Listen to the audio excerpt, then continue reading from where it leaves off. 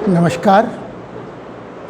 ये भी एक बड़ा विचित्र संयोग है कि ये जो किताब है, इसके जो तीनों कैरेक्टर हैं, जो इसकी लेखिका हैं यशोधरा डालमिया, और जो इसके हीरो हैं सैयद हैदर रज़ा, और जो इसके अनुवादक हैं मदन सोनी जी, तीनों ही से मेरा परिचय, लंबा परिचय रहा है। मदन सोनी हमारे साथ भारत भवन में थे, हिंदी के कवि हैं, बड़े पुराने लेखक हैं।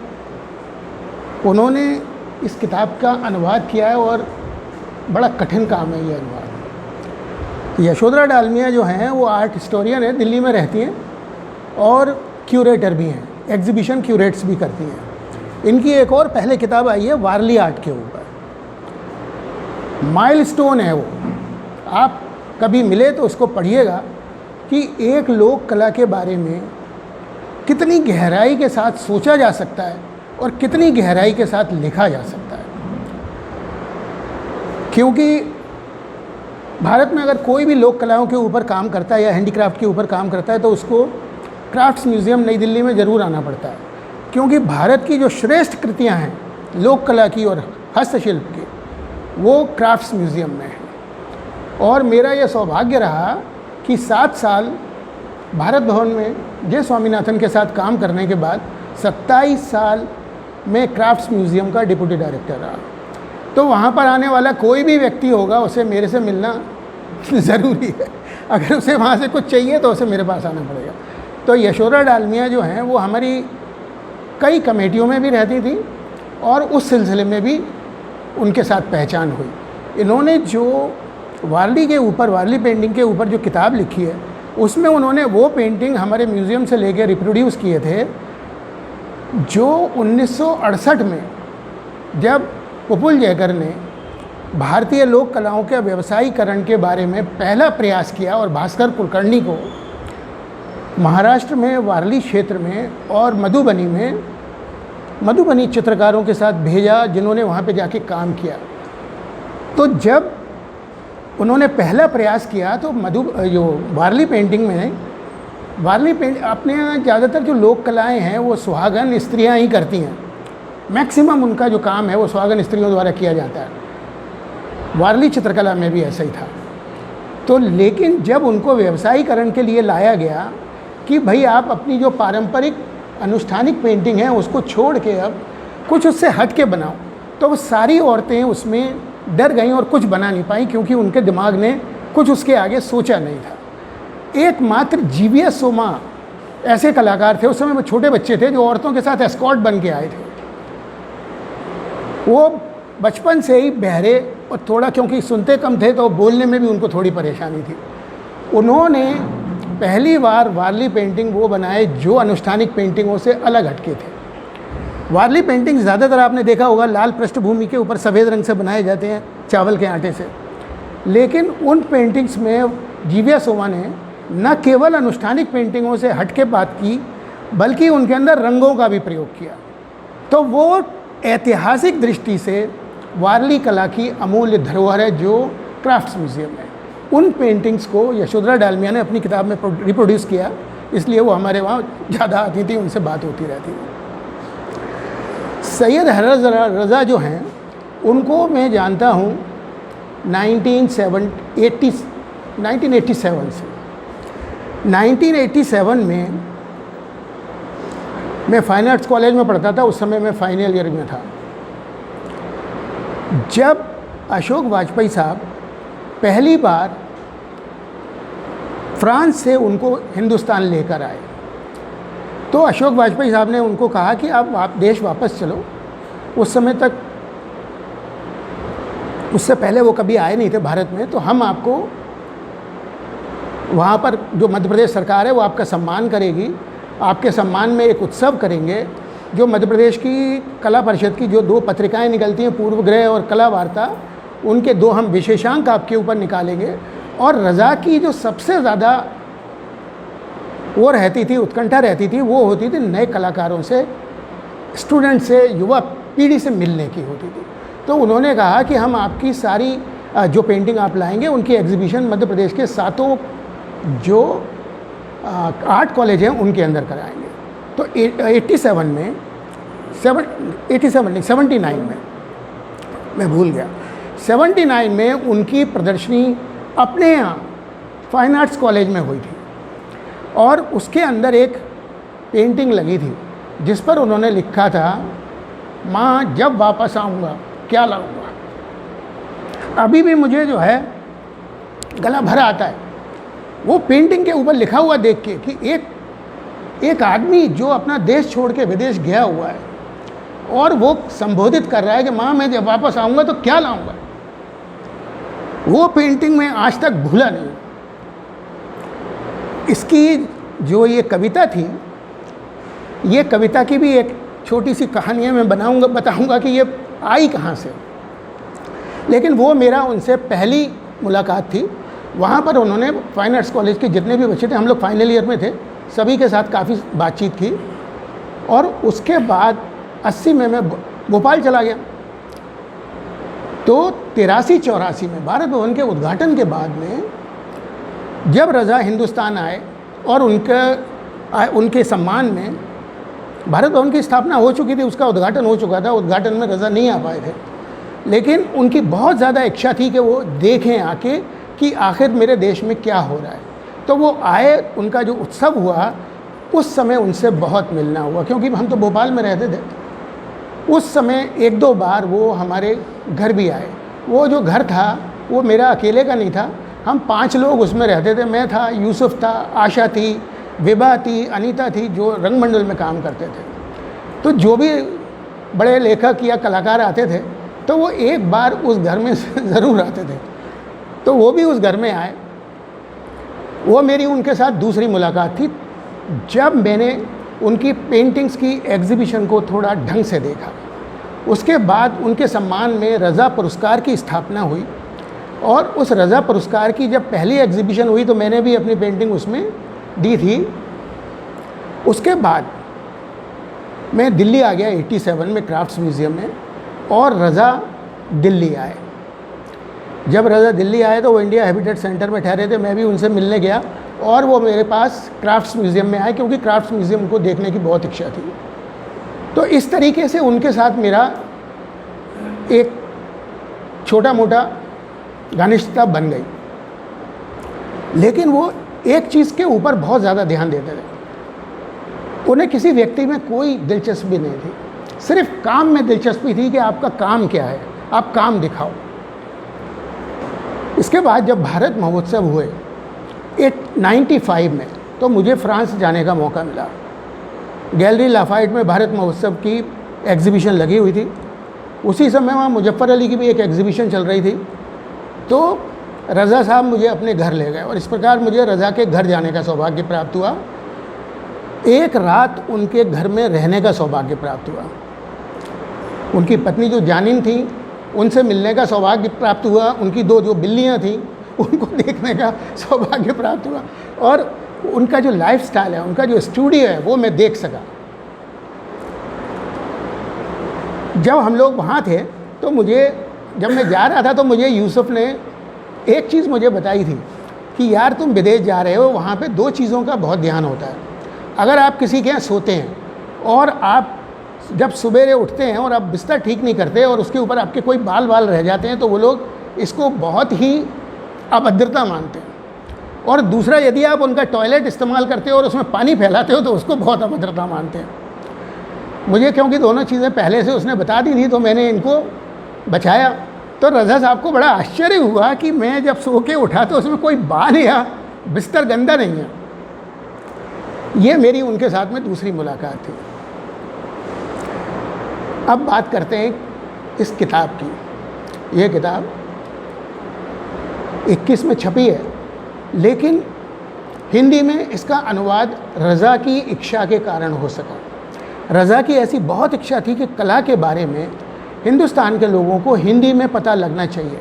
अंग्रेज़ी में तो बहुत किताबें हैं, लेकिन हिंदी में कला के ऊपर साहित्य नहीं है। तो उनकी विशेष इच्छा थी कि जो भी किताब उनके ऊपर लिखी जाए उसका हिंदी अनुवाद, या रज़ा न्यास जो भी किताबें छापे उसमें हिंदी की भी बड़ी मात्रा हो। तो अशोक वाजपेयी साहब ने उनकी इच्छा की कदर करी और इस किताब को हिंदी में भी कराया। लेकिन अगर आप इस किताब को पढ़ेंगे तो बहुत सारी चीज़ें आपके समझ में आएंगी, लेकिन बहुत सारी चीज़ें आपको समझ में भी नहीं आएंगी, क्योंकि जो आर्ट की टर्मिनोलॉजी है, आर्ट की टर्मिनोलॉजी हो सकता है कि हिंदी में काफ़ी पहले से प्रचलित हो, लेकिन हम लोग उससे वाकिफ़ नहीं हैं। बहुत सारे शब्द ऐसे हैं जिनको शायद हम आर्ट के लिए अंग्रेज़ी में कोई प्रयोग करें तो हम समझ सकते हैं, लेकिन हिंदी के वही शब्द जो है हमारे लिए इतने दुरूह हो जाते हैं कि उनको समझना, उनके वास्तविक अर्थ को समझना बहुत थोड़ा कठिन हो जाता है। शायद आगे चल के हिंदी आर्ट के लिए हिंदी की भी शब्दावली कुछ सरल हो सके तो शायद हम लोगों के लिए और भी कुछ अच्छा हो सके। और जो मदन सोनी हैं वो तो आर्ट के साथ बहुत लंबे समय से जुड़े रहे हैं, क्योंकि भारत भवन में रहे हैं तो शुरू से उन्होंने देखा है, तब वो उनके लिए ये परेशानी आई है कि जो शब्दावली है वो उतनी यूज़र फ्रेंडली नहीं है जितनी होना चाहिए। इस किताब को लिखते हुए, ये किताब लिखना कोई रज़ा की जीवनी, देखिए मैं अगर अपनी बात करूं, मैं बिल्कुल अपने आप को अयोग्य मानता हूं कि मैं रज़ा के किसी भी काम का विश्लेषण कर सकूं या उसके बारे में कुछ कह सकूं, क्योंकि वो इतने महान कलाकार हैं और उनकी कलाकृतियाँ इतनी जटिल और उदात्त हैं कि उनके बारे में हमारे जैसे अल्पज्ञानी लोगों के लिए, अल्प समझ वाले लोगों के लिए कुछ भी कहना संभव नहीं है। तो जो भी मैं कुछ कहूँगा उसके बारे में वो इस किताब के अंदर से ही कहूँगा, जो इसके अंदर यशोधरा डालमिया ने या मदन सोनी ने उनके बारे में कहा है।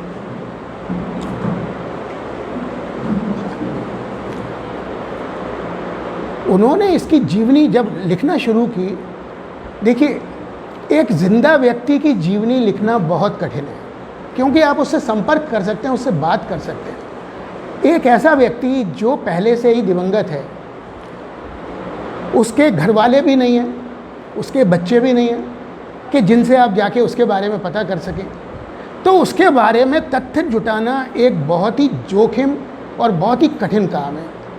और ये काम कैसे उन्होंने पूरा किया? उनके मित्रों की सहायता से, क्योंकि रज़ा खुद को चिट्ठी लिखने का बड़ा शौक़ था और उनके जो दोस्त थे, एक समय आपने देखा होगा कि जब स्वतंत्रता का आंदोलन चल रहा था उस समय नेता एक दूसरे को बड़ी चिट्ठियाँ लिखते थे। डिस्कवरी ऑफ इंडिया तो पूरी चिट्ठियाँ ही लिखी है ना नेहरू जी ने अपनी बेटी के नाम। बड़े बड़े नेता, बड़े बड़े राइटर एक दूसरे के लिए चिट्ठियाँ लिखते थे और वो चिट्ठियाँ उस समय का जो ओरल हिस्ट्री थी उसका डॉक्यूमेंटेशन बने, वो उसके प्रमाण बने। जब बाद में इतिहास लिखा गया तो वो ही साक्ष्य बने। आज भी नेहरू और पटेल की जो लड़ाई चलती रहती है, गांधी जी और गोडसे की जो लड़ाई चलती रहती है, उसमें सब वही उनकी चिट्ठियाँ काम आ रही हैं जो दूसरों ने किसी के बारे में लिखी या उन्होंने किसी के बारे में लिखी। तो उस समय, और एक चीज़ और समझने की है, रज़ा उस समय के कलाकार हैं जब देश आज़ाद नहीं हुआ था। उनका जन्म 1922 में हुआ था, स्वतंत्रता से 20 साल पहले, अंग्रेज़ों के ज़माने में। हम में से शायद बहुत सारे तो हवा भी नहीं है, हमें शायद हमारे पिताजी भी नहीं हुए होंगे उस समय, कईयों के तो ये एक बड़ा भारी चैलेंज था यशोधरा डालमिया के सामने, एक ऐसे व्यक्ति के बारे में लिखना जिसका सारा जीवन भारत से बाहर बीता, आधा जीवन भारत से बाहर बीता, जिसका कोई अभी उत्तराधिकारी उस तरीके का परिवार नहीं है कि जिनसे आप बात कर सकें, उसके बारे में उस तरीके की कोई अभी वो उपस्थित नहीं है कि जिनसे आप वो बात करके आप उनके बारे में कुछ लिख सकें। तो जो कुछ भी उन्होंने जानकारी जुटाई वो उनके मित्रों से, और रज़ा ने खुद ने जो चिट्ठियाँ लिखी थी या उनकी पत्नी ने जो चिट्ठियाँ लिखी थी। रज़ा की एक बड़ी ख़ासियत थी कि उनको कोई भी कुछ लिखता था, उन्होंने सारी चिट्ठियों का एक पुलंदा बना के रखा हुआ था। एक भी चिट्ठी ऐसी नहीं है जो उसमें मिसिंग हो। किसी को भी उन्होंने चिट्ठी लिखी, किसी ने भी उनको चिट्ठी लिखी, जो उनके पास आया उस सब का उन्होंने डॉक्यूमेंटेशन किया और उसकी एक फ़ाइल बना के रखी जो बाद में मिली और यशोधरा डालमिया के बहुत काम आ सके। दूसरा, इसमें जो उनकी सूचनाओं का स्रोत बने वो बने कृष्ण खन्ना। कृष्ण खन्ना उसी पीढ़ी के कलाकार थे, अभी उनकी क्षति हुई थी ना, 100 साल के हो गए वो, और जो रज़ा हैं वो 94 साल के होके 2016 में मरे, उनका देहांत हुआ उस समय। तो इसमें जो किताब में सारी जानकारियां हैं वो सूजा, कृष्ण खन्ना, रज़ा और रज़ा के अन्य मित्र, एक राजीव रावत करके जो कलाकार नहीं थे लेकिन वो रज़ा के बहुत अनन्य मित्र थे, उन्होंने भी इसमें उनके पास से जो चिट्ठियाँ मिली वो भी, और उनके द्वारा दी गई जानकारी भी इस किताब का मुख्य स्रोत बने। ये इस किताब की एक पूरी पीठिका है। क्योंकि सन है इसलिए इसमें से थोड़ा सा देख के बताता हूँ। रज़ा का जो जन्म है वो 1922 में हुआ। बाबरिया नाम का एक गांव है मंडला में। उनके पिता जो है वो वहाँ पे फॉरेस्ट ऑफिसर थे। अब लेकिन कभी ये मन में आता है कि यार रज़ा मंडला के आदिवासी में कैसे पहुँच गए।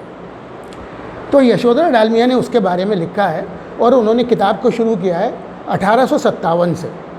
1857 में आपको मालूम है कि आज़ादी की पहली लड़ाई जब शुरू हुई, बहादुर शाह जफ़र जो है उसका नेतृत्व कर रहे थे। झांसी रानी, तात्या टोपे और दूसरे स्वतंत्रता सेनानी लोग उसमें शामिल थे। उस समय जो रज़ा के दादा थे वो लाल किले में बहादुर शाह जफ़र के यहाँ कुछ नौकरी करते थे। उनका अनुमान है कि शायद वो मुंशी थे और वो लोग ईरानी मूल के लोग थे। लेकिन जब गदर मचा और अंग्रेज़ों ने स्वतंत्रता संग्राम को 1857 के स्वतंत्रता संग्राम को जब कुचल दिया, तो उसके बाद जो लोग उससे जुड़े हुए थे या जो लाल किले के साथ में जुड़े हुए थे, उनके वफ़ादार थे, उन लोगों के ऊपर मुसीबतें आना शुरू हुई और वो लोग वहाँ से उन्होंने पलायन किया। तो रज़ा के जो दादा थे उन्होंने भी उसी समय पलायन किया, ग्वालियर आए, ग्वालियर से झांसी गए, झांसी के बाद में मंडला चले गए। उस समय तक उनके जो बेटे थे उनकी नौकरी फॉरेस्ट डिपार्टमेंट में लग गई थी। बाद में वो फॉरेस्ट वार्डन बने, बड़े ऑफिसर हो गए, तो उनकी पोस्टिंग बावरिया में हुई और उस बावरिया में ही रज़ा और उनके 6 भाई बहनों का जन्म हुआ। रज़ा जो हैं वो 6 भाई बहन थे, 3 उसमें भाई हैं। उसमें अली और मोहसिन जो हैं, मोहसिन बड़े हैं, अली उनसे छोटे हैं, वो भी अच्छे चित्रकार हुए। अली जो है वो पाकिस्तान चले गए, वहाँ पे बड़े चित्रकार बने, और मोहसिन इंग्लैंड चले गए और वो वहाँ पर बड़े चित्रकार बने। रज़ा ने पार्टीशन में हिंदुस्तान छोड़ना स्वीकार नहीं किया, तो रज़ा और रज़ा के फादर हिंदुस्तान में रह गए। अब शुरू के जो प्राइमरी स्कूल है वो उन्होंने एक ककैया करके एक गांव है, वहाँ के प्राइमरी स्कूल में उन्होंने शिक्षा ली। और क्योंकि वो मंडला का जो इलाका है आदिवासी इलाका है, जानवर हैं, शेर हैं, और ये लोग फॉरेस्ट ऑफिसरों के जो बंगले होते हैं वो तो जंगल के अंदर ही होते हैं, तो रज़ा का जो प्रकृति के साथ जुड़ाव है वो बचपन से ही हो गया। लेकिन वो उसमें बताते हैं कि दिन में मुझे यही जंगल, यही जानवर जितने प्रिय लगते थे, रात में मुझे उतना ही डर लगता था इनसे, क्योंकि पता नहीं कहाँ से बिच्छू निकल आए, शेर निकल आए। तो रात मेरे लिए बहुत ही मतलब त्रासदायक होती थी। दिन जितना मैं खुश होता था, रात को मेरे को उतना ही डर लगता था। जब वो ककैया के प्राइमरी स्कूल में पढ़ रहे थे तो पढ़ने में रज़ा कोई अच्छे नहीं थे। गणित वणित उनको आता नहीं था, थोड़ा ज्योमेट्री वोमेट्री में उनकी रुचि थी। उनके बड़े भाई थे, वो पढ़ने में बड़े होशियार थे। तो एक भाई पढ़ने में होशियार हो तो छोटे भाई के ऊपर ज़्यादा दुख आ जाता है, क्योंकि तू गधा है, तेरे को कुछ नहीं आता। लेकिन इनके वहाँ पर एक टीचर थे, उनका नाम था नंदलाल झरिया। नंदलाल झरिया ने उनकी परेशानी को समझा। और आप ये देखिए कि कला, एक बड़ा आदमी बनने के लिए चित्रकार बनता है जब आदमी, तो क्या क्या चीज़ उसके ऊपर असर डालती है और वो कहाँ कहाँ से प्रेरणा लेता है। प्राइमरी स्कूल में बच्चा, नंदलाल झरिया जो हैं उनकी इनके साथ थोड़ी सिंपैथी थी, तो उन्होंने कहा यार तुम्हारा मन नहीं लगता, इधर उधर ध्यान नहीं लगता, तुम एकाग्र चित्त नहीं हो पाते। तो उन्होंने स्कूल की एक सफ़ेद दीवार के ऊपर कोयले से एक बिंदु बना दिया और उनको कहा कि तुम इसको देखा करो तो तुम्हारा ध्यान जो है वो केंद्रित होगा।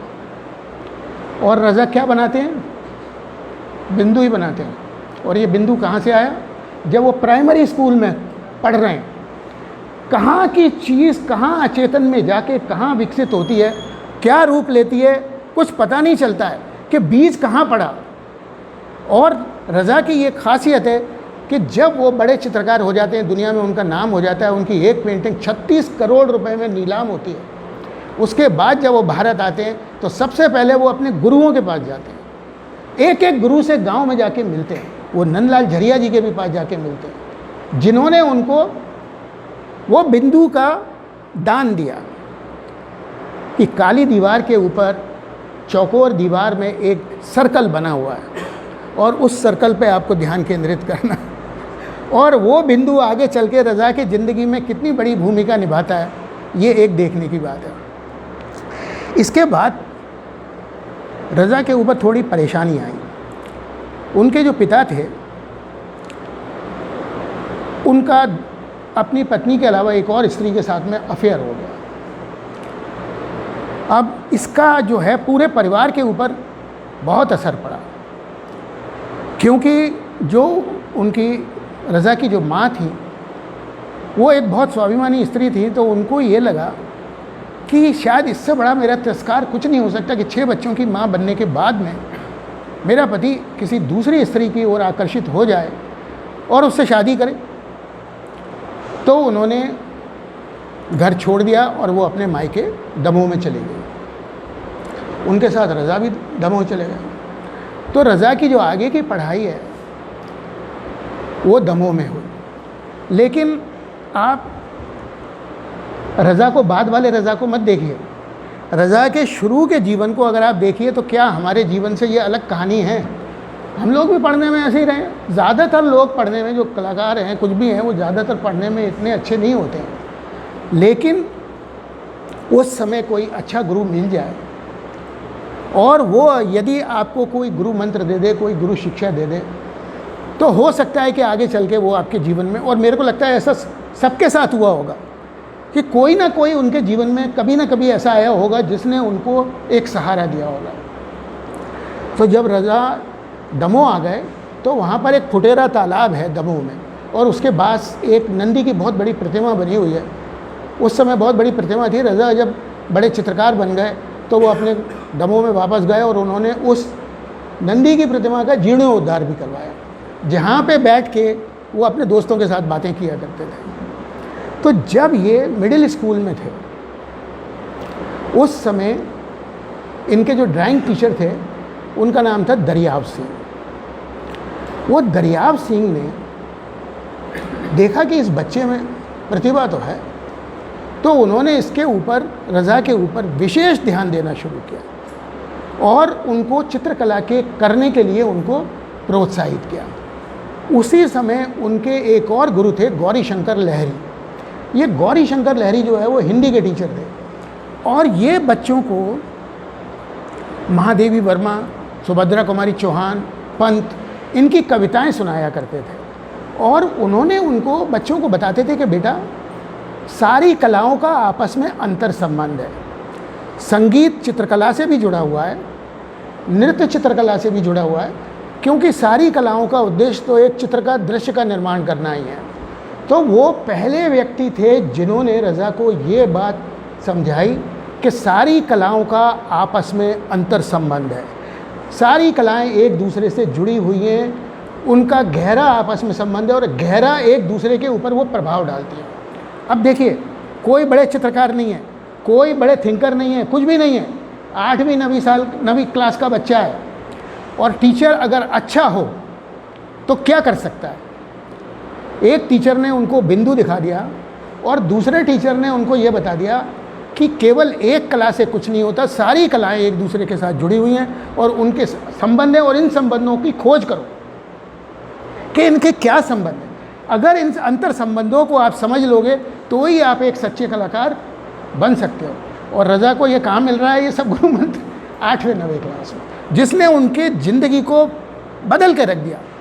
ये जो बिंदु वो बनाते हैं वो चित्रकला और संगीत का आपसी संबंध है। वो बाद में कहते हैं, थोड़ा बाद में अपन आते हैं, थोड़ा सीक्वेंस में चलते हैं। यहाँ पे उन्होंने चित्रकला की अच्छी शिक्षा ली और जब उनका हाई स्कूल हो गया तो उनके टीचरों ने कहा कि यार तुम नागपुर जाओ और नागपुर आर्ट कॉलेज में एडमिशन लो, क्योंकि उस समय पहले लोगों का मन था कि इनको बॉम्बे की तरफ भेजा जाए, लेकिन बॉम्बे में खर्चा वर्चा बहुत है, कोई था नहीं पहचान का। तो उस समय नागपुर इनके घर के पास था, वहाँ इनके कुछ रिश्तेदार भी रहते थे। तो वहाँ पर जो है एक आठवले नाम के इनके गुरु होते थे, उनका पूरा नाम मैं बता देता हूँ, बापूराव आठवले। ये बापूराव आठवले जो हैं जे स्कूल ऑफ आर्ट से पढ़े हुए थे। तो जे स्कूल ऑफ आर्ट वाले लोग जो है वो वाटर कलर में बहुत माहिर होते हैं और पोर्ट्रेट और लैंडस्केप में उनका कोई जवाब नहीं होता है। तो अब रज़ा क्या करने लग गए, लैंडस्केप और पोर्ट्रेट। और जब फाइन आर्ट कॉलेज में रज़ा गए तो वहाँ पे उन्होंने देखा कि यार ये जो पढ़ाई का सिस्टम है ये तो विक्टोरियन है, यानी जो एनाटॉमी सिखाते हैं, एंटिक सामने रख के ड्राइंग करवाते हैं, वो फिगर तो सारे विक्टोरियन हैं, अंग्रेज़ी फिगर हैं जिनका भारतीयता से कुछ लेना देना नहीं है। इससे उनको बड़ा डिसअपॉइंटमेंट हुआ। अब देखो फर्स्ट ईयर सेकेंड ईयर का बच्चा कह रहा है कि ये जो पढ़ा रहे हैं ये मेरे किसी काम का नहीं है, क्योंकि इसमें हमारे देश का तो कुछ है ही नहीं, ये तो अंग्रेज़ जो छोड़ के चले गए खुरचन, उस खुरचन को हमको पढ़ा रहे हैं, इसको पढ़ के हम कहाँ पहुँचेंगे। इसका मतलब क्या है, इसका मतलब ये है केवल चित्र बनाने से काम नहीं चलता। रज़ा बने इसलिए बने क्योंकि उन्होंने चित्र बनाने के साथ में सोचा कि मुझे क्या करना चाहिए, मेरे को अपनी चित्रकला को किस दिशा में ले जाना चाहिए, उसके ऊपर उन्होंने गहन विचार किया। अब ये जो बापूराव आठवले थे ये महाराष्ट्रियन थे, इनके यहाँ शाम को संगीत सभाएं होती थी और उनके स्टूडेंट को वो संगीत सभा में लाके बिठाते थे। तो शुरू में तो जब रज़ा म्यूज़िक क्लासिकल म्यूज़िक जानते नहीं थे तो उनको नींद आती थी कि यार ये कहाँ आके बैठ गए, लेकिन धीरे धीरे उस संगीत में जब उनको जाना शुरू किया और उन्हें अपने गुरु लहरी की याद आई, किस कलाओं का आपस में संबंध होता है, तब उन्हें वो रंग, वो स्ट्रोक, जो लैंडस्केप की जो उसके अंदर जो संगीत है रंगों का, आकारों का, उसका म्यूज़िक के साथ उनको थोड़ा थोड़ा आभास हुआ और संगीत में उनकी समझ विकसित हो गई। जो उनके गुरु कहते थे, फॉर्चुनेटली उनको वातावरण भी वही मिल गया, ना वो बापूराव आठवले मिलते और ना उनके घर में संगीत सभाएं होती, ना उनका संगीत के साथ में जुड़ाव होता। यहाँ पे उनने 3 साल पढ़ा और उसके बाद उन्होंने सेंट्रल प्रोविंस की एक स्कॉलरशिप के लिए जे स्कूल ऑफ आर्ट में पढ़ने के लिए अप्लाई किया। फॉर्चुनेटली उनको वो फेलोशिप मिल गई और 79 में वो जे स्कूल ऑफ आर्ट में भर्ती होने के लिए कोई 19-20 साल की उम्र में वो बम्बई चले गए। बम्बई चले गए, कोई नहीं था वहाँ पे उनका, पैसों का कोई इंतज़ाम नहीं, बस वो फेलोशिप है। लेकिन वहाँ पे जाने के बाद पता चला कि ये स्कॉलरशिप का ऑर्डर आते आते नहीं, इसके बीच में एक और घटना घटी। जब उन्होंने नागपुर में ख़त्म किया तो उस समय उनके पिता का देहांत हो गया। तो इनको कंपनसेट ग्राउंड में गोंदिया, जो छत्तीसगढ़ में गोंदिया है महाराष्ट्र के पास, उसमें महाराष्ट्र में है, तो उसमें उनको एक हाई स्कूल में, गवर्नमेंट स्कूल में ड्राइंग टीचर की नौकरी मिल गई।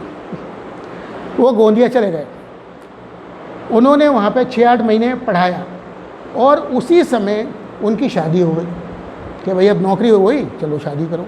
उन्होंने अपनी मर्ज़ी से शादी की। उनकी जो पहली बीवी थी उनका नाम फातिमा था और वो उनकी कज़न सिस्टर थी। लेकिन उसके तुरंत बाद उनको बम्बई जाना पड़ा और इसी समय पार्टीशन, भारत का पार्टीशन हो गया 47 में। तो पार्टीशन में इनके ऊपर भी बहुत बड़ी त्रासदी ये हुई कि इनका पूरा परिवार पाकिस्तान चला गया। लेकिन इनके पिता और रज़ा ने जाने से मना किया। उन्होंने भारत को चुना कि हम नहीं जाएंगे यहाँ से। उसी समय डेथ हुई है। लेकिन ये 3 चीज़ें उनकी एक साथ हुई, पिता की डेथ, भारत का विभाजन और उनकी शादी और उनका बम्बई जाना। शुरू में जब वो बम्बई पहुँचे तो ये एक उनके ऊपर बड़ी ट्रेजेडी थी कि सारा परिवार पाकिस्तान चला गया, वो अकेले हिंदुस्तान में रह गए। लेकिन उनका अपने परिवार के साथ में जुड़ाव बहुत था, तो बातचीत और पत्र व्यवहार उनका बहुत कुछ होता रहता था। वो सारे पत्रों से भी जो यतुल्ला डालमिया है उन्होंने वो पत्र भी इसमें करे हैं। अब यहाँ से जब वो बम्बई पहुँचते हैं तो उनके पास कोई काम नहीं है और सेशन इतना निकल चुका है कि अगर वो एडमिशन ले भी लें जे स्कूल में तो उनकी अटेंडेंस की संख्या पूरी नहीं हो रही है। तो जब संख्या पूरी नहीं हो रही तो उन्हें एग्ज़ाम में बैठने का मौका नहीं मिलेगा। तो इसलिए उन्होंने उस साल एडमिशन नहीं लिया और अगले साल एडमिशन लिया। लेकिन उसके बीच में उनको सर्वाइवल चाहिए, तो कैसे करें? तो उन्होंने वहाँ पे एक ब्लॉक बनाने वाली एक्सप्रेस ब्लॉक स्टूडियो था, जो पहले तो सारे अखबारों में जो भी छपता था, किताबों में छपते थे, ब्लॉक बनाते थे। आज भी जो फाइन आर्ट कॉलेज के बच्चे हैं सबसे पहले क्या काम करते हैं? डिज़ाइनिंग का ही काम करते हैं, क्योंकि पेट पालने के लिए और दूसरा काम उनके पास है नहीं। तो मैं यहाँ पर ये बताना चाहता था कि रज़ा के साथ में भी वो सब आपत्तियाँ विपत्तियाँ थीं जो एक सामान्य आदमी के साथ में होती हैं। मतलब उनकी ज़िंदगी कोई ऐसी नहीं थी कि वो कोई चांदी के चम्मच में खाना खाते हुए पैदा हुए थे। उनके साथ भी वो सब कठिनाइयाँ थीं जो हम किसी भी आर्टिस्ट के साथ में देखते हैं। लेकिन उन्होंने उन सब विपत्तियों के ऊपर अपना संघर्ष किया और उस पर विजय पाई और आगे बढ़ते गए, और अपने काम को उन्होंने कभी नहीं छोड़ा। वो लिखते हैं कि जब मैं नागपुर में था सारा दिन पेंटिंग बनाता था। मतलब सुबह से वो पेंटिंग बनाना शुरू करते थे। वो पूरे उनके, अगर आप ये पढ़ेंगे तो आप देखेंगे हर जगह वो ये लिखते हैं कि मैंने अपने जो मेरे गहरे मित्र होते थे उनको भी, अगर वो दिन में मेरे पास मिलने आते थे तो मैं उनको चलता कर देता था कि शाम को आओ, क्योंकि मेरे पास काम करने के लिए मेरे पास वक्त नहीं था। अगर मैं काम ना करूं तो मतलब वो कला ही उनका जीवन था, तो वो काम के बिना रह नहीं सकते थे। तो ये स्टार ब्लॉक स्टूडियो में जब वो काम करने लगे तो वहाँ का जो मालिक था वो एक जलील साहब थे, उनका नाम मोहम्मद जलील था। वो आदमी बहुत अच्छा आदमी था। तो जो उसने देखा कि रज़ा के पास कोई रहने की जगह नहीं है, कुछ नहीं है, तो उन्होंने कहा आप काम ख़त्म करके रात को यहीं सो जाया करो। तो स्टूडियो में जिसमें वो काम करते थे उसी में किसी टेबल पे वो सो जाते थे, दिन भर काम करते थे। लेकिन कुछ समय बाद उनके बड़े भाई का एक दोस्त था, वो बॉम्बे में टैक्सी चलाता था। तो वो टैक्सी ड्राइवर रात को टैक्सी चलाता था और दिन भर जो है उसकी वो खाली रहती थी। वो मतलब रात भर उसकी जो खोली है वो खाली रहती थी। तो रज़ा को रात को अब दफ्तर में सोने की ज़रूरत नहीं है, वो उसकी खोली में जाके सो जाते थे और वहाँ पे रात को काम करते थे। अभी तक रज़ा ने ऑयल पेंट का इस्तेमाल नहीं किया था, वो वाटर कलर ही कर रहे थे। लेकिन उसमें भी उनके ऊपर एक प्रॉब्लम खड़ी हो गई कि कुछ दिनों के बाद में वो जो टैक्सी ड्राइवर था उसकी टैक्सी में किसी का खून हो गया। तो जहाँ वो रहता था वहाँ पुलिस आ गई, तो ये भी डर गए, तो इन्होंने उसको छोड़ दिया। लेकिन उस समय तक रज़ा ने बम्बई के आर्ट वर्ल्ड में अपनी थोड़ी पहचान बना ली थी।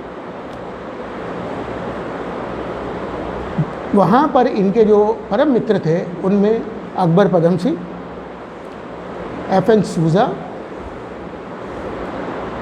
बाकरे, गाड़े और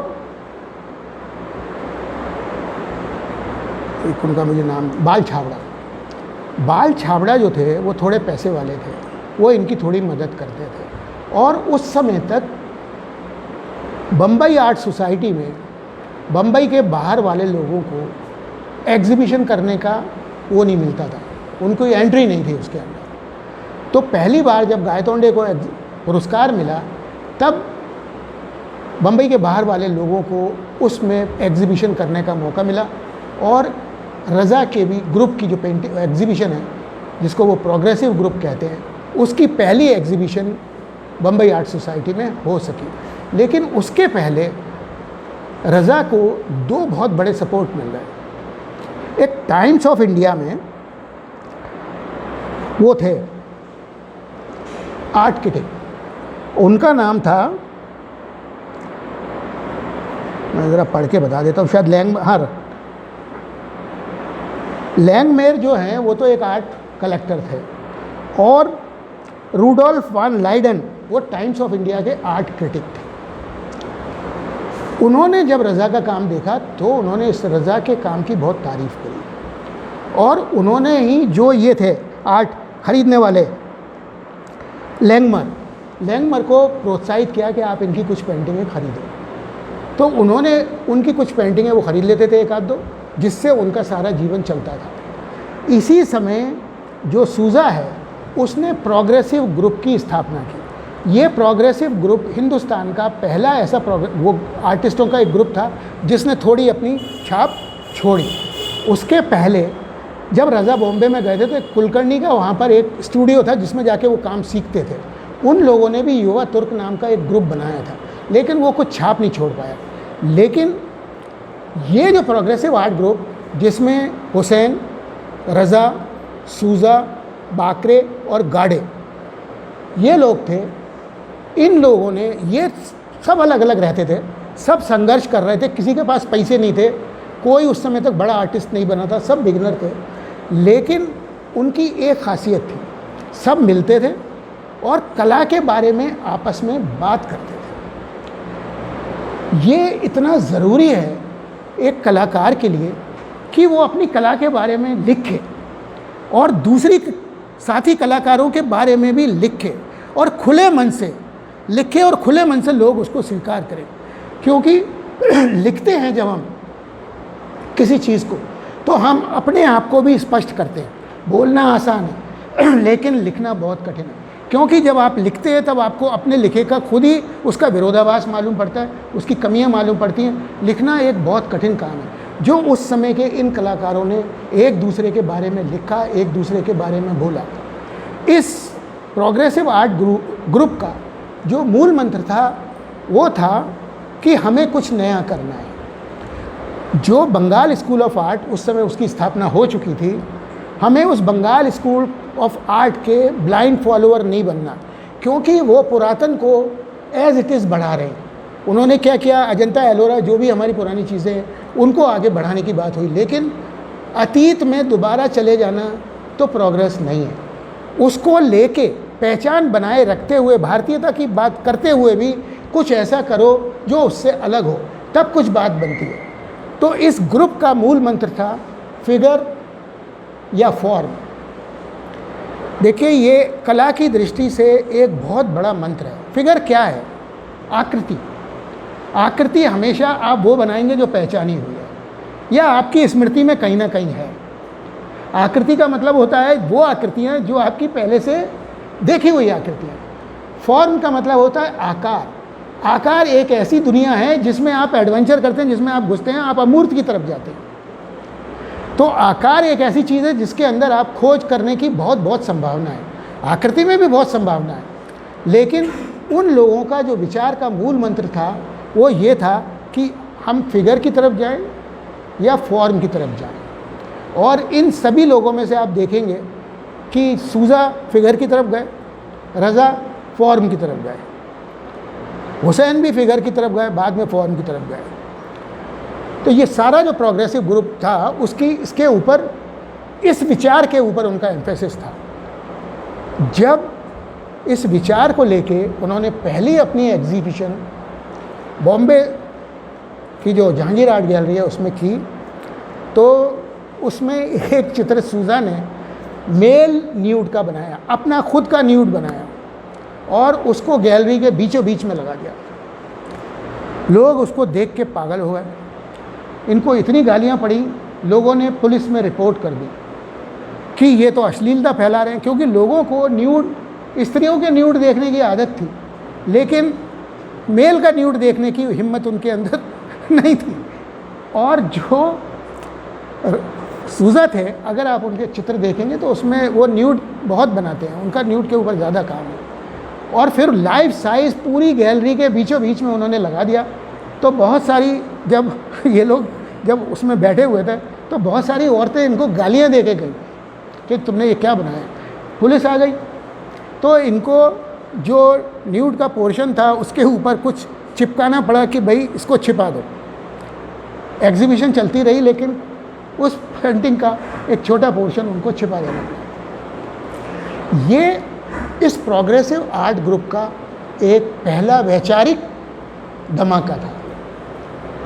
इसके बाद में रज़ा जो है कल्याण में चले गए, वहाँ रहने लगे, काम करते रहे, बहुत कुछ काम किया, कई तरीके के पेंटिंग बनाए। लेकिन जब ये स्टूडियो में रहते थे तो इनका स्टूडियो 8वें माले पे था।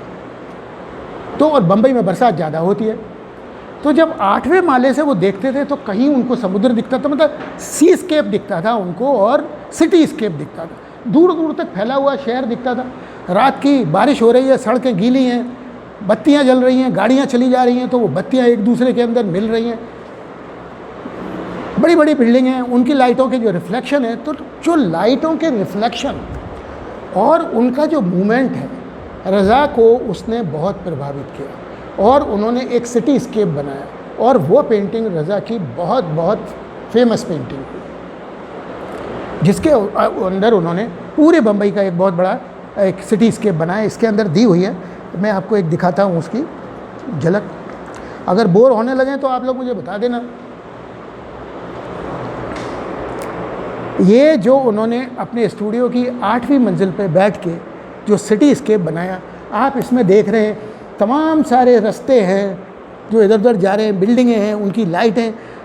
अब ये सिटी स्केप भी है लेकिन एब्स्ट्रैक्शन की तरफ जा रहा है, कुछ भी क्लियर नहीं है, लेकिन फिर भी उसके अंदर एक रिदम है।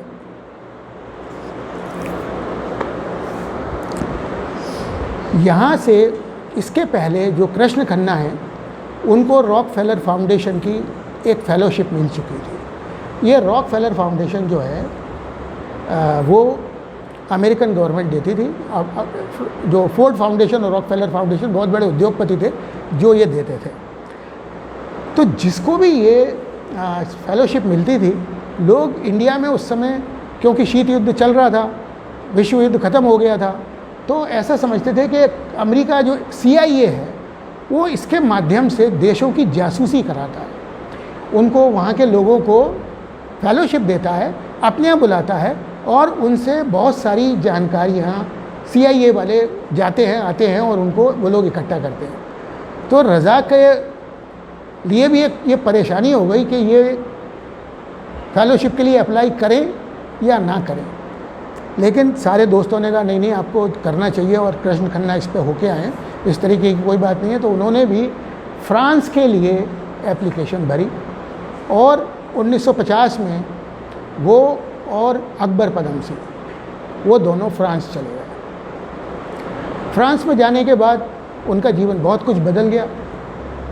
वहाँ जाने के बाद सबसे पहले उन्होंने वहाँ के म्यूज़ियम्स को देखना शुरू किया, क्योंकि उन्हें लगा कि जो दुनिया के इतने ग्रेट मास्टर्स हैं, हमें सबसे पहले उनके काम देखना चाहिए। अगर हमें कुछ सीखना है तो सबसे पहले उनको उनके काम देखना चाहिए। और बाई चांस जिस प्रदर्शनी को वो सबसे पहले देखने गए वो मातिस की थी, और आप लोग जानते हैं कि जो मातिस हैं वो एब्स्ट्रैक्शन के बहुत बड़े, उसी समय कांडिस्की भी थे। कांडिस्की का भी जो सिद्धांत था वो संगीत और चित्रकला के मेल का, रंग और संगीत के मेल का सिद्धांत था, जो रज़ा को बहुत पसंद था।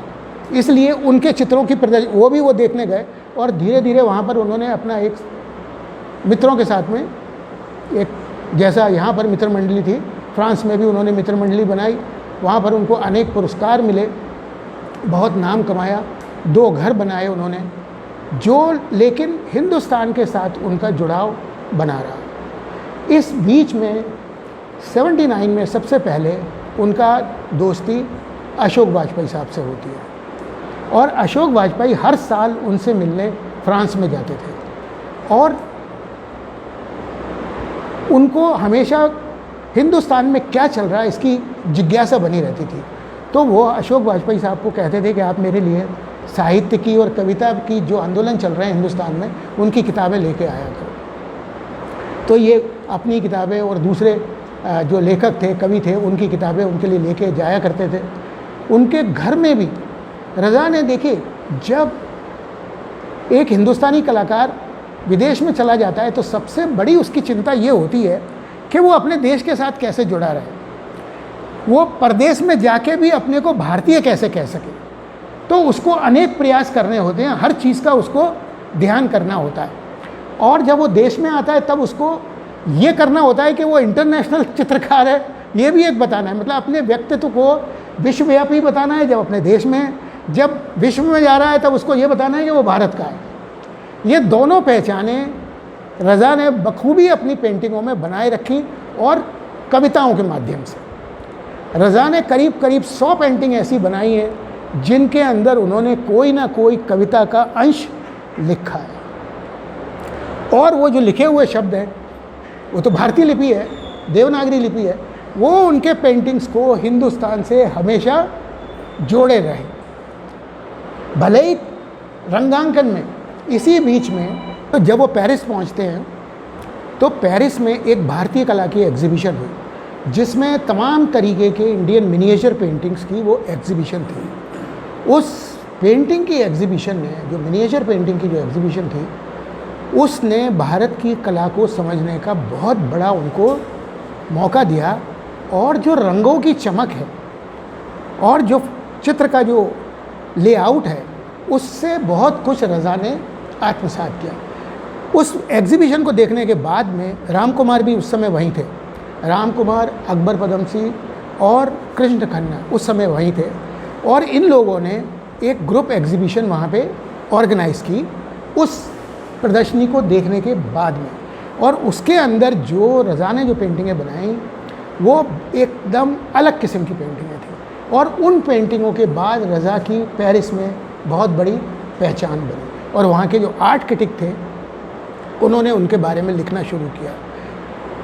वहाँ पर एक फ़ोटोग्राफ़र उनके मित्र बने, ब्रेसा, जो जीवन भर उनके फ़ोटो खींचते रहे। ये वाला फ़ोटो उन्हीं का ही खींचा हुआ है। एक आर्ट क्रिटिक, दो मित्र उनको वहाँ मिले, एक जो आर्ट क्रिटिक थे और दूसरे फ़ोटोग्राफ़र। तो इस जब ये मिनिएचर पेंटिंग उन्होंने देखे तो उनकी कला में बहुत परिवर्तन आया। उसके बाद उनको पुरस्कार मिले। अब इसके बाद अशोक वाजपेयी के साथ में उनका जो ताल्लुकात थे वो शुरू हुए। मैंने आपको बताया था कि वो एक पेंटिंग है जिसमें उन्होंने लिखा है कि माँ मैं जब वापस आऊँगा क्या लाऊँगा। बाद में ये खुलासा हुआ कि ये कविता अशोक वाजपेयी की लिखी हुई थी। जब अशोक वाजपेयी ने उनको अपनी एक किताब भेंट की थी उसमें ये कविता लिखी हुई थी, और उसका जो मुख्य वाक्य था वो उनको इतना पसंद आया जो उन्होंने अपनी पेंटिंग में लिखा। और वाजपेयी साहब बताते हैं कि जब मेरी बीए की पढ़ाई पूरी हो गई तो मुझे घर वाले चाहते थे कि मैं आईएएस करूं, तो उनको दिल्ली भेज दिया गया, और वहाँ पे सेंट जेवियर कॉलेज में उनकी एडमिशन हुई और उन्होंने वहाँ पढ़ाई की। और जब वो यूपीएससी की आईएएस की परीक्षा दे रहे थे तो उनका पेपर पूरा हो गया और आखिरी का एक कागज़ बचा उस कॉपी में, और समय काफ़ी था, ये बैठे हुए थे। तो ये कविता उनके दिमाग में आई और उन्होंने आखिरी पेज पे लिखा, ना मैं जब वापस आऊँगा क्या लाऊँगा। तो जो एग्ज़ामिनर था, जो इन्विजिलेटर था, उसने कहा यार ये क्या लिख रहे हो आप इसमें आपको पेपर देने की सोचना चाहिए, आप कविता इसमें बैठ के लिख रहे हो। लेकिन देखिए कहाँ से वो कविता चलती है। तो अशोक वाजपेयी साहब ने इस पुस्तक के माध्यम से वो खुलासा किया कि ये कविता मेरी थी, और किस समय मैंने लिखी, और किस प्रकार वो रज़ा के पास पहुंची, और किस प्रकार वो रज़ा ने अपनी पेंटिंग में लिखी, और फिर वो पेंटिंग लौट के भारत आई। तो जब 79 में रज़ा को अशोक वाजपेयी साहब ने प्रेरित किया कि आप वापस चलिए, और उस समय जो रज़ा की जो पेंटिंगें थी वो एक इंग्लैंड की लंदन के ऑक्शन हाउस में 21 करोड़ रुपए की बिकी एक पेंटिंग। उसके बाद अगले साल उनकी पेंटिंग एक 29 करोड़ की बिकी न्यूयॉर्क में, और तीसरी पेंटिंग भी न्यूयॉर्क में उनकी बिकी 36 करोड़ रुपए की। तो जब कलाकार का इतना बड़ा नाम हो जाता है, इस बीच में उनकी जो सेकंड वाइफ थी जानिन, उनका देहांत हो चुका था, उनका जीवन अकेला हो चुका था। तो जो वहाँ के गैलरी ओनर थे, जो ऑक्शन हाउस के मालिक थे, एक कलाकार को किस तरीके से घेरते हैं। जब उन्होंने देखा ये तो करोड़ों की पेंटिंगें बिक रही हैं, तो उन्होंने कुछ औरतों को उनके पीछे लगा दिया कि आप जो है इनको घेरिए और पता लगाइए ये कौन सी पेंटिंग बना रहे हैं, और इनको इन्फ्लुएंस कीजिए कि वो पेंटिंग हमारे को ही मिले, कोई दूसरा उनको ना ख़रीद सके। तो एक कलाकार के साथ में बाज़ार किस तरीके से खेलने की कोशिश करता है कि वो देख रहा है कि ये अकेला कलाकार है, इस समय एकाकी जीवन है इसका, क्या इसकी कमज़ोरी हो सकती है। तो इसकी कला से कैसे कैसे फ़ायदा लिया जा सकता है। वही सारा पैसा रज़ा फाउंडेशन जब बनी तो उस रज़ा की एक और ख़ासियत रही, जब भी रज़ा हिंदुस्तान आए, यहाँ उनको कुछ भी पुरस्कार मिला या कुछ भी बिका, कभी वो एक नया पैसा हिंदुस्तान से बाहर लेके नहीं गए, एक नया पैसा वो बाहर लेके नहीं गए।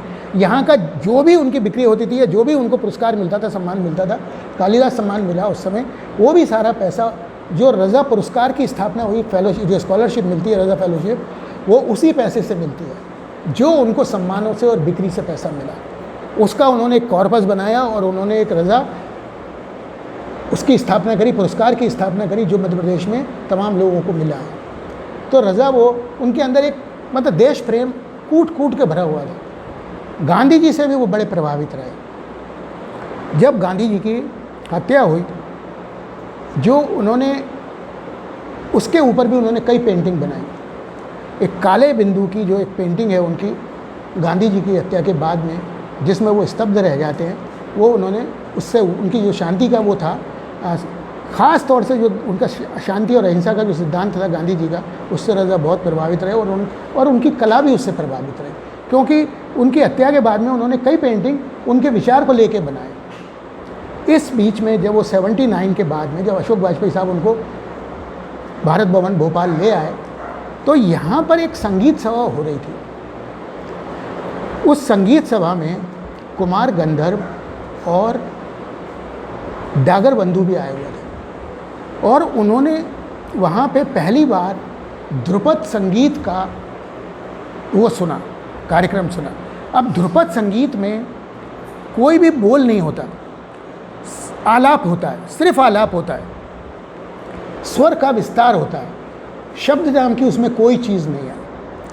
इस चीज़ से रज़ा बहुत ज़्यादा प्रभावित हुए कि जो ध्वनि है, स्वर है, उसमें किसी भी प्रकार का, अब देखो यहाँ पर फॉर्म और फिगर की लड़ाई चल रही है। जो ध्रुपद है उसमें शब्द नहीं है, शब्द नहीं है तो फिगर नहीं है, क्योंकि शब्द से ही तो आकृति आपके दिमाग में आती है। नंदलाल, तो नंदलाल आ गए दिमाग में, लेकिन वहाँ तो ना नंदलाल है ना कोई और है, वहाँ तो केवल स्वर है। ये चीज़ रज़ा को बहुत उसने प्रभावित किया और उनके मन में ये धारणा पक्की बैठ गई कि मैं रंगों और संगीत के बीच में एक संबंध दिखाऊं। बिंदु कहाँ से आया? आप देखिए रज़ा की जितनी भी पेंटिंगें हैं, आप देखेंगे कि एक बिंदु है, वो बिंदु धीरे धीरे धीरे धीरे विस्तार कर रहा है, उसके चारों तरफ वलय बनते चले जा रहे हैं अनेक रंगों के। वो क्या है? वो उसी ध्वनि का विस्तार है, वो उसी सुर का विस्तार है जिसको वो अपने रंगों के माध्यम से देना चाहते हैं। तो संगीत और चित्रकला का जो संबंध है, बिंदु कहाँ से आया? टीचर से आया। साहित्य कलाओं का आपसी संबंध कहाँ से आया? 8वीं क्लास के टीचर से। और संगीत को रंगों के माध्यम से कैसे, रंग के माध्यम से कैसे संगीत उत्पन्न किया जा सकता है, वो स्वर लहरियाँ, वो स्पंदन कैसे आप बना सकते हैं, वो रज़ा ने बिंदु की जो चित्र बनाए उसके माध्यम से उनको दिखाने का प्रयास किया। तो रज़ा के जो सारे चित्र हैं वो संगीत और रंग और फॉर्म, उनके अंतर संबंधों की तलाश के चित्र हैं। मेरे ख्याल से थोड़ा बहुत आप रज़ा के बारे में जान पाए होंगे। जो कहने सुनने में मेरे से गलतियां हुई हों या त्रुटियां रह गई हो, माफ़ कीजिए। लेकिन मुझे लगता है कि जो लोग भी अभी कलाकारी कर रहे हैं, अगर वो रज़ा के से रियली प्रेरणा लेना चाहते हैं तो उनको 3-4 चीज़ें करना चाहिए। एक चित्रकार के लिए ये बहुत ज़रूरी है कि वो चित्रों की व्याख्या करे, आपस में एक दूसरे के चित्रों की काम करे, बात करे, उनके ऊपर लिखे, अपने मन में जो विचार आ रहे हैं वो लिखे, कोई धारणा विकसित करे और उस धारणा को लेके काम करे, अंधे होके काम ना करे। आप चित्र बनाने के बाद ये सोचें कि मैंने क्या बना दिया, मैं क्या बना रहा हूँ, उससे कुछ नहीं होगा। रज़ा की सारी ज़िंदगी इसी में बीती कि मुझे क्या बनाना है और क्यों बनाना है और क्या मुझे किस चीज़ की तलाश है। अगर वो हो, फिर 2 चीज़ें हो। एक, उनको कलेक्टर मिल गए जो समय समय पे उनकी पेंटिंग खरीद के उनको पैसे देते रहते थे ताकि उनका काम आगे बढ़ता रहे। और दूसरा, उन्होंने आर्ट क्रिटिक उनको ऐसे मिले कि जिन्होंने उनके काम की समीक्षा की। तो कोशिश कीजिए कि ग्वालियर में कोई ऐसे आर्ट क्रिटिक पैदा करें कि जो इनके बारे में लिखें। आप लोग उसके लिए कोई अलग से शिक्षा की ज़रूरत नहीं है, अलग की योग्यता की ज़रूरत नहीं है। आप सब क्रिटिक हैं, हम सब क्रिटिक हैं, अगर वो योग्यता हम अपने अंदर विकसित कर लें। क्योंकि अगर हम चीज़ को समझेंगे तभी तो क्रिटिक कर पाएंगे। देखिए, नियम वो तोड़ सकता है जो नियम जानता हो। आप नियम जानते ही नहीं हैं तो उनको तोड़ेंगे क्या, उनकी विवेचना क्या करेंगे, किसी को पकड़ेंगे क्या कि तुम नियम तोड़ रहे हो। और फिर ये तो आर्ट तो ऐसा खेल है जिसमें नियम जानने के बाद नियमों को तोड़ना होता है। जो नियम तोड़ लेता है वही आर्टिस्ट बन जाता है। धन्यवाद।